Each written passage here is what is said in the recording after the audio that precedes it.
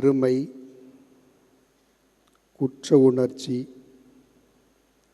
ஒன்றுமில்லாமை, பயம், அச்சம் இவைகளையெல்லாம் சேர்ந்து சீடர்களை ஆட்டி படைக்கின்றன. இப்படி வெறுமையை உணர்ந்தவர்கள் மீண்டும் எப்படி எழுந்து வந்தார்கள்? ஒரு சின்ன நிகழ்வு. ஒரு பேராசிரியர் இவ்வாறு சொல்லுவார், ஒரு நகைச்சுவையாக சொல்லுவார். ஒரு மருமகன் அவர் எதேச்சையாக டவுனுக்கு போகிறாரு. போகிற வழியில் தன்னுடைய மாமியார் வீடு இருக்குது.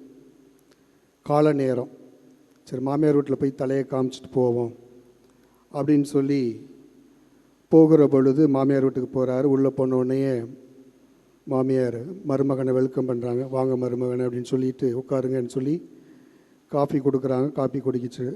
காஃபி குடிக்கிறாப்புல. சாப்பிட்றீங்களான்னு கேட்குறாரு.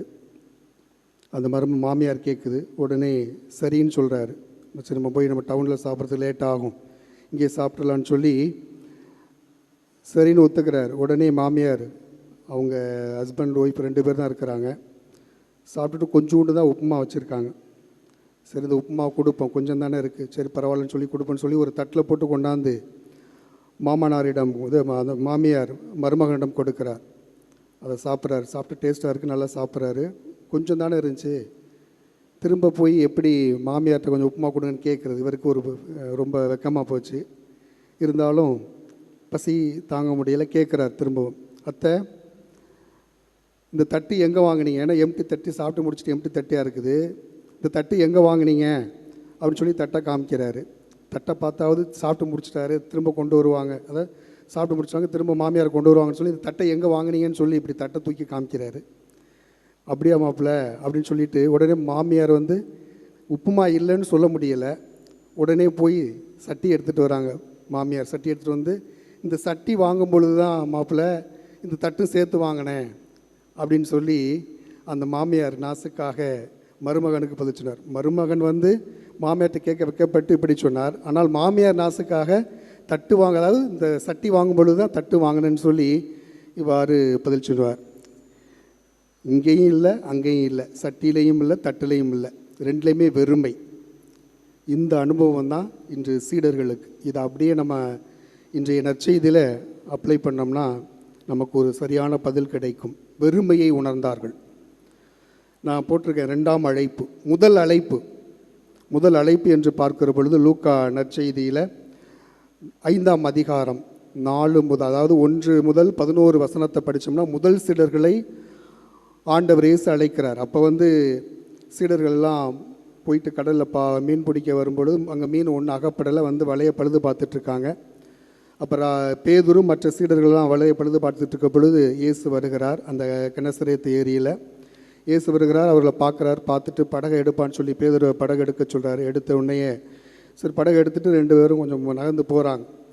போகிற பொழுது அவங்க வழையை ஆழத்தில் கொண்டு போடுங்க அப்படின்னு சொல்கிறார். அப்போ ராயப்பர் சொல்கிறாரு, நைட்டு பூ முழுவதும் உழைத்து பாடுபட்டு ஒன்றும் கிடைக்கல அப்படின்னு சொல்லுகிற பொழுது வழி ஆழத்தில் போடுங்க அப்படின்னு சொன்னோடனே ஏராளமான மீன்கள் கிடைக்கின்றன. இது முதல் நிகழ்வு. முதலாக சீடர்கள் அழைக்கின்ற பொழுது முதல் அழைப்பில் ஏராளமான மீன்கள் கிடைக்கின்றது. அப்படி மீன்கள் கிடைத்த பிற்பாடு அப்போ தான் அவருடைய மகிமையை உணர்கிறார்கள். அப்போ பேதுருவை பார்த்து ஆண்டவர் சொல்கிறார், நீ இனி மனிதரை பிடிப்பவராகுவாய் என்று சொல்லுகிறார். மனிதரை பிடிப்பவராகுவாய் என்று சொல்லி அவர்களுக்கு அழைப்பு கொடுக்கிறார். எல்லாத்தையும் விட்டுட்டு பேதுரு மற்ற சீடர்கள் ஆண்டவர் இயேசுவை பின்பற்றுகிறார்கள். அதைத்தான் முதல் அழைப்பாக லூக்கா நற்செய்தியில் 5ஆம் அதிகாரம் 1 - 11 வசனங்கள் நமக்கு தெளிவாக சொல்லுகிறது. இதை இன்றைய நற்செய்தியில் 2ஆம் அழைப்பாக நாம் பார்க்கலாம். அப்போ 3 வருஷம் ஆண்டவரோடு பயணித்தவர்கள், உண்டு உறங்கியவர்கள், எல்லாத்தையும் கண்கூட பார்த்த அந்த சீடர்கள் ஏன் இப்படி அவநம்பிக்கையாக இருந்தார்கள்? குறிப்பாக பேதுருவை நாம் பார்த்தோம்னா, ஒருவேளை அவருக்கு அந்த குற்ற உணர்வு மனசில் உறுத்திக்கிட்டே இருந்திருக்கும். ஆண்டவரை மறுதளிச்சிட்டோம் அப்படின்னு சொல்லி அந்த குற்ற உணர்வு மனசுக்குள்ளே உறுத்திக்கிட்டே இருந்திருக்கலாம். அதனால் ஆண்டவரை விட்டு விலகி போயிருக்கலாம். இப்படி 3 வருடங்கள் அவர் கூட பயணித்து எல்லா புதுமைகளை பார்த்தவர்கள், ஓமைகளை பேசியதை பார்த்தாங்க, எல்லாமே பார்த்தாங்க. இவ்வளோ புதுமைகளை செஞ்சு இப்படி பார்த்து அவநம்பிக்கையற்றவர்களாக இருந்து மீண்டும் ஆண்டவர் இயேசு காட்சி கொடுக்கிறார். கல்லறை வெற்று கல்லறையாக இருக்கு, உயிர்த்து விட்டார். அதுக்கப்புறமா அவர்கள் நம்பிக்கை இல்லை. நம்பிக்கை இல்லாமல் குற்ற உணர்வோடு, பயத்தோடு, அச்சத்தோடு ஒளிந்து கொண்டிருக்கின்ற சூழ்நிலையில் தான் மீண்டும் ஆண்டவர் இயேசு அவர்களுக்கு ஒவ்வொரு முறை காட்சி கொடுக்கிறார். இன்றைய நற்செய்தியில் பார்த்தோம் என்றால் 3ஆம் முறையாக அந்த திபேரிய கடலில் காட்சி கொடுக்கிறார். ஆக எல்லாமே முடிஞ்சு போச்சு. நமக்கு ஒன்றும் இல்லை. ஆண்டவர் இயேசு இறந்துட்டார், உயிர்த்துட்டார், எங்கே போனார் என்னன்னு தெரியலை. அந்த விரக்தியில் மீண்டும் தங்களுடைய பழைய வாழ்வுக்கு செல்கிறார்கள்.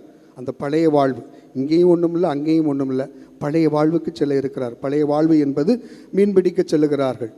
ஆனால் ஆண்டவர் அன்றைக்கி என்ன சொன்னார்? உன்னை மனிதரை பிடிப்பவர் ஆக்குவேன் என்று சொன்ன அந்த வார்த்தை திரும்பவும் மீன் பிடிக்க போகிறார். மீன் பிடிக்க போகின்ற சூழ்நிலையில் தான் ஆண்டவர் அவர்களை தடுத்தார் கொள்ளுகிறார். ஏன்னா அப்போ மீன் பிடிக்க போகும்பொழுது அங்கேயும் ஒன்றும் இல்லை, அங்கேயும் எம்டிஆர், எந்த மீன் அகப்படலை. அப்போ தான் ஆண்டவர் சொல்கிறார், இன்றைய செய்தியில் நாம் படிக்க கேட்டோம், வலைகளை வலதுபுறமாக, உங்களுடைய வலைகளை வலதுபுறமாக, படகுக்கு வலதுபுறமாக போடுங்கள். அப்போ ஏராளமான மீன்கள் கிடைக்கின்றன. ஏராளமான மீன்கள் கிடைத்த ஒரு பாடு அங்கே நிறைய நம்ம இவ்வளோ லென்த்தாக இருந்தாலும் நிறைய டயலாக்கை பார்க்கலாம். ஆண்டவர் எப்படி செயல்படுகிறார், ஆண்டவர் தாம் என்று அவர்கள் உணர்ந்து கொண்டார்கள். ஆனால் அவர்கிட்ட பேச முடியல. நீங்கள் இயேசுவான்னு கேட்க முடியல.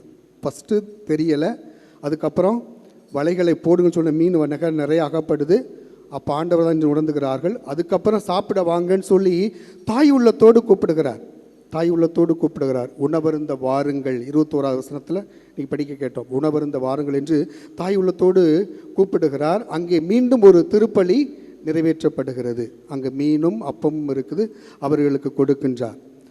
துவக்கத்திலேயே ஆண்டவர் சொல்லியிருக்கிறார். அதாவது யோவான் நற்செய்தி 14ஆம் அதிகாரம் 18வது வசனத்தில் அவர் சொன்னார், நான் உங்களை திக்கற்றவர்களாக விடமாட்டேன், உங்களிடம் திரும்பி வருவேன். ஒருவேளை இந்த வசனத்தை ராயப்பர் மற்ற சீடர்கள் எல்லாம் உணர்ந்தார்களோ என்னவோ.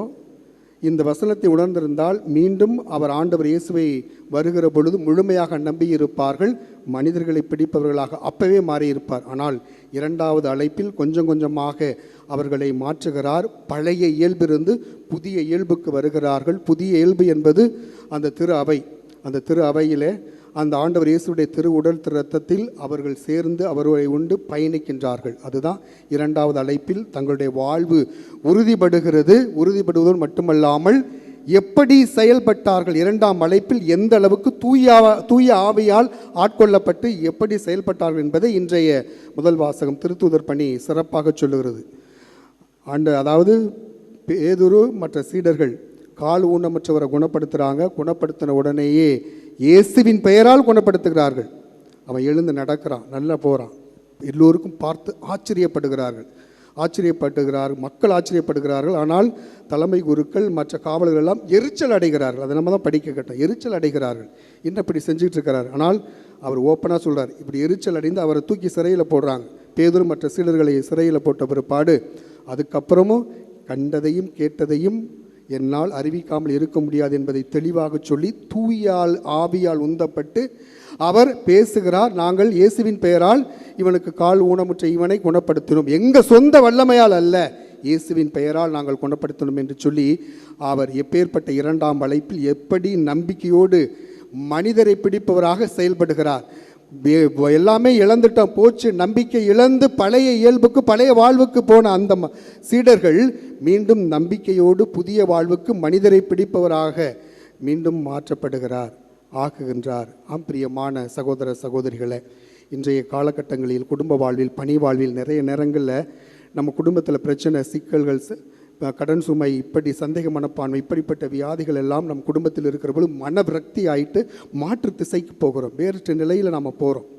நம்முடைய வாழ்வு பயணத்தையும் மாற்றிடுறோம். நிறைய நேரங்களில் பில்லி சூனி அதெல்லாம் போய் நம்ம தேடுறோம், வேற்று தெய்வத்தை தேடுறோம். இதல்ல, இன்றைக்கி நிறைய திருப்பயணிகள் வந்திருக்கின்றீர்கள்.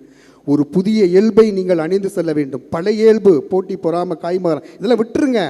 இங்கே இப்போ அந்த அன்னையின் பாதத்தில் வந்து ஜெபிக்க வந்திருக்கின்ற நீங்கள் பழைய இயல்பு, பொறாமப்படுறது, கோவப்படுறது, அடுத்தவங்களை அவதூறாக பேசுவது, இதெல்லாம் பழைய இயல்பு. இந்த பழைய இயல்பை களைந்து விட்டு புதிய இயல்பை அன்னையின் அனுக்கிரகத்தை பெற்று செல்ல ஆண்டவர் இயேசுவை அணுகி வந்திருக்கிறீர்கள், அன்னை அணி வந்திருக்கிறீர்கள். கடவுளிடம் அந்த புதிய இயல்பை தாருங்கள் என்று கேளுங்கள். நிச்சயமாக உங்கள் கவலைகளை எல்லாம், அவர் கண்ணீரை எல்லாம், துக்கத்தை எல்லாம் நிறைவாக மாற்றி மகிழ்ச்சியை, சந்தோஷத்தை, மனநிறைவை உங்களுக்கு நிறைவாக கொடுப்பார். அதனால தான் பேதுரு அற்புதமாக சொல்லுவார். அதாவது 1 பேதுருவிலே 5ஆம் அதிகாரம் 7வது வசனத்தில் மிகவும் அழகாக சொல்லுவார், உங்கள் கவலைகளையெல்லாம் அவரிடம் விட்டு விடுங்கள். கஷ்டமா, துன்பமா, சுமையா, கடன் சுமையா, பிரச்சனையா, குழப்பமா, எல்லாவற்றையும் அவரிடம், அதாவது கடவுளிடம் விட்டு விடுங்கள். ஏனென்றால் அவர் உங்கள் மேல் கவலை கொண்டுள்ளார். அப்போ நாம் கவலைப்பட வேண்டியதில்லை. நம்ம பிரச்சனைக்கு நாம் அந்த பழைய இயல்பிலிருந்து மாற்றத்தை பெற்று வெளியில் வரணும். வெளியில் வரும்போது நம்ம பற்றி கடவுளுக்கு கவலைப்படுறார். அதான் அழகாக சொல்கிறார் பேதுரு. நம்மளை பற்றி அவர் கவலைப்படுறார். நாம் கவலைப்பட இறைவனிடம் சரணாகதி ஆகிற பொழுது, தன்னையை ஒப்புக் கொடுக்கிற பொழுது, முழுவதுமாக அவரிடம் சரணடைந்து நம்பிக்கையோடு, அவர் நம்பிக்கை இல்லாமல் நம்பிக்கையோடு ஜெபிக்கின்ற பொழுது நிச்சயமாக அவர் நம்மை கண்ணோக்குவார். நமக்காக எல்லா அருள் வரங்களையும் அன்னை நிறைவாக பெற்றுத்தருவார். ஆம் பிரியமானவர்கள், இப்படி நிறைய நேரங்களில் குழப்பங்களில், அதாவது குடும்பங்களில், பணித்தலங்களில் நிறைய நேரங்கள் குழப்பங்கள் வரலாம். இதுவா அதுவா என்று வரலாம். வெறுமையை உணரலாம், தனிமையை உணரலாம், இரட வாழ்வு என்று நாம் உணரலாம். ஆனால் இவற்றிலிருந்து விடுதலை பெற்று இந்த பழைய நிலையிலிருந்து புதிய இயல்புக்கு வாருங்கள். புதிய இயல்புக்கு வந்து ஆண்டவர் இயேசுவை அந்த இறை அனுபவத்தை அன்று சீடர்கள் பெற்று வாழ்ந்து சான்று பகர்ந்தது போல இன்று நாமும் அந்த புதிய இயல்பை பெற்றவர்களாக இந்த பலிபீடத்தில் அன்று அந்த சீடர்கள் மீண்டும் அப்பவும் உணவருந்த வாருங்கள் என்று அழைப்பை கொடுத்து அந்த புதிய இயல்பை கொடுத்தது போல இன்று நமக்கும் அந்த புதிய இயல்பை கொடுத்து இந்த திருப்பலியிலே இன்று அந்த ஆண்டவர் இயேசு பிரசன்னமாக இருக்கிறார். அப்பத்து ரசத்தில் பிரசன்னமாக இருக்கிற அவரை உட்கொண்டுகிற நாமும் அந்த புதிய இயல்பை அணிந்து கொண்டு அவருடைய மதிப்பீடுகளை பின்பற்றி வாழ தொடர்ந்து நமக்கு வேண்டிய தேவை ஆற்றலை இந்த பலியின் வழியாக கேட்டு ஜெபிப்போம். ஆமேன்.